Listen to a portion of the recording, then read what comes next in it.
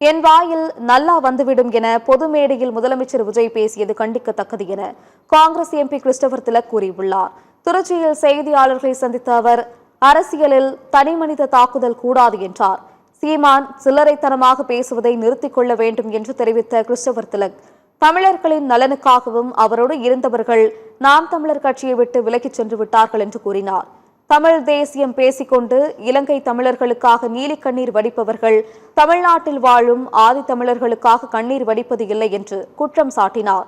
பிரதமர் மோடி அமித்ஷாவை வைத்து எடுத்த படம் ஓடவில்லை என்பதால் அண்ணாமலையை வைத்து புதிய படம் தயாரிக்கிறார்கள் என்று அவர் விமர்சனம் செய்தார்.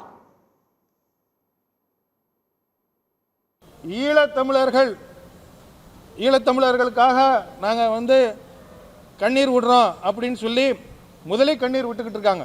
யாரு வாயில நல்லா வந்துரும் முதல்வர் சொல்றாரு. இது சொல்லக்கூடிய வார்த்தையா? சொல்லக்கூடாது. அதுக்கு என்ன சொல்றீங்க? அதுக்கு என்ன சொல்லக்கூடாதுன்னு சொல்லிட்டேன்ல. சொல்லாதது நான் நீங்க பிரதிநிதி தானே, காங்கிரஸ் பிரதிநிதி நீங்க. கரெக்ட். ஏன் சார்பில் நான் அதை ஏற்றுக்க மாட்டேன்.